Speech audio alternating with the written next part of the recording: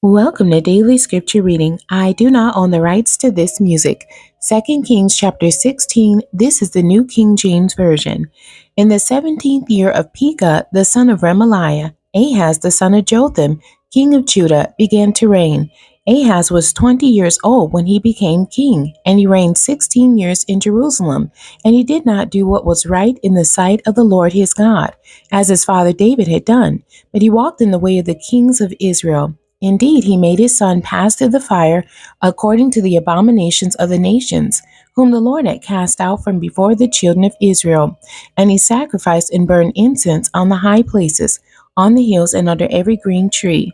Then Rezin, king of Syria, and Pekah the son of Remaliah, king of Israel, came up to Jerusalem to make war, and they besieged Ahaz, but could not overcome him.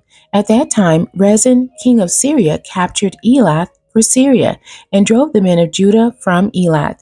Then the Edomites went to Elath and dwelt there to this day. So Ahaz sent messengers to Tiglath-Pileser, king of Assyria, saying, I am your servant and your son.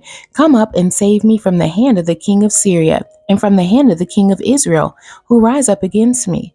And Ahaz took the silver and gold that was found in the house of the Lord, and in the treasuries of the king's house, and sent it as a present to the king of Assyria.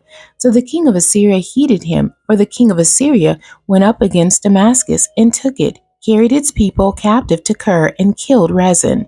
Now King Ahaz went to Damascus to meet Tiglath-Pileser, king of Assyria, and saw an altar that was at Damascus. And King Ahaz sent to Uriah the priest the design of the altar and its pattern, according to all its workmanship. Then Uriah the priest built an altar according to all that King Ahaz had sent from Damascus. So Uriah the priest made it before King Ahaz came back from Damascus.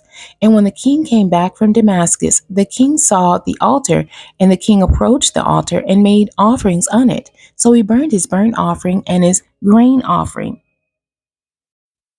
And he poured his drink offering and sprinkled the blood of his peace offerings on the altar. He also brought the bronze altar, which was before the Lord, from the front of the temple, from between the new altar and the house of the Lord, and put it on the north side of the new altar.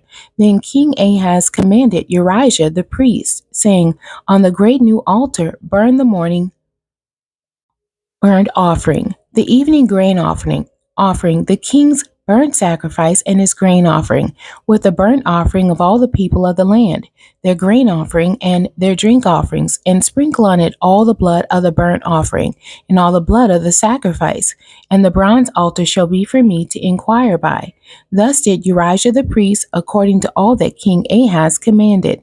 And King Ahaz cut off the panels of the carts, and removed the lavers from them, and he took down the sea from the bronze oxen that were under it, and put it on a pavement of stones. Also he removed the Sabbath pavilion, which they had built in the temple, and he removed the king's outer entrance from the house of the Lord, on account of the king of Assyria.